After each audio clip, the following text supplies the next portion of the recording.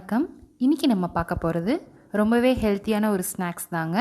என்னென்னு பார்த்தோம்னா நம்ம கடலை உருண்டை எப்படி செய்கிறதுந்தாங்க. வாங்க எப்படி செய்யலான்னு பார்க்கலாம். இப்போது செய்ய தேவையான பொருட்களை பார்க்கலாங்க.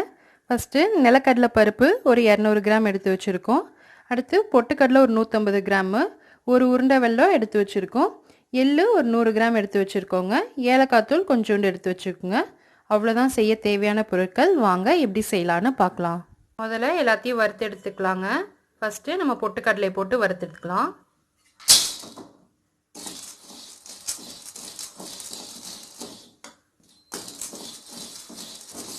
ரொம்ப வறுக்கணும்னு அவசியம் இல்லை, லைட்டாக சூடானா போதும்.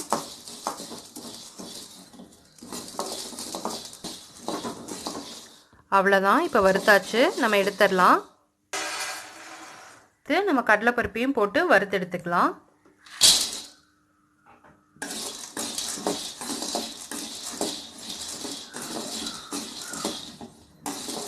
இது ஆல்ரெடி வறுத்த கடலைனால லைட்டாக சூடானா இதுவும் போதும், ரொம்ப வறுக்கணும்னு அவசியம் இல்லை.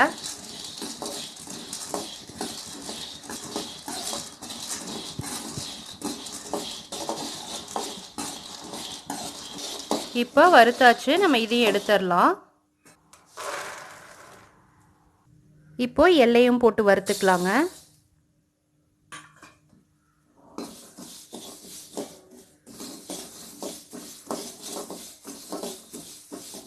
எள்ளு நல்லா வெடிக்கும், அந்த அளவுக்கு வறுத்து விட்டு ஆஃப் பண்ணிடலாம்.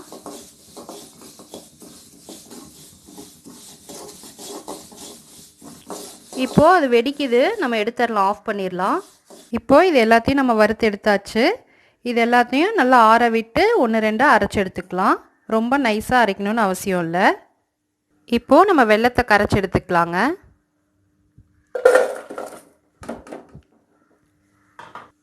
இப்போ இந்த அளவுக்கு தண்ணி ஆட் பண்ணிக்கலாம் கரையருக்கு.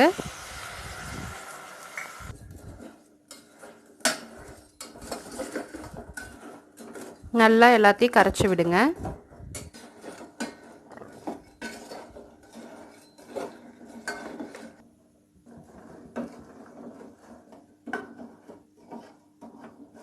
இப்போ நம்ம ஏலக்காவையும் ஆட் பண்ணிடலாம். மாவில் ஊற்றி கலந்து உருண்டை பிடிச்சிடலாம். இப்படி மாவை 1-2 அரைச்சி எடுத்து வச்சுருக்கோம். இதில் வெல்லத்தை ஊற்றி உருண்டை பிடிச்சிக்கலாம்.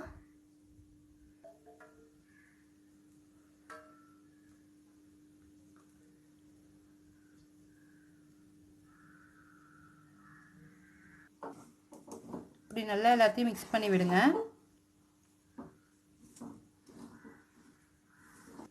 இதெல்லாம் அடிக்கடி வீட்டில் செஞ்சு கொடுக்கலாம். ஏன்னா கடலைப்பருப்பு, எள்ளு இதெல்லாம் ஆட் பண்ணியிருக்கனால ப்ரோட்டீன், சயின்ஸ்லாம் ரொம்பவே அதிகமாக இருக்குது. அதனால் வீட்டில் குழந்தைங்களுக்கு, பெரியவங்களுக்கு எல்லாத்துக்கும் செஞ்சு கொடுத்தா சத்தானதாக இருக்கும். இது லைட்டாக ஆறினோன்னே நம்ம உருண்டை பிடிச்சிக்கலாம். இப்போது மாவு நல்லா ஆறிடுச்சு. இதை நம்ம இப்போ சின்ன சின்ன உருண்டையாக பிடிச்சி வச்சுக்கலாம். கையில் ஒட்டுற மாதிரி இருந்தால் லைட்டாக நெய் தடவிக்குங்க கையில்.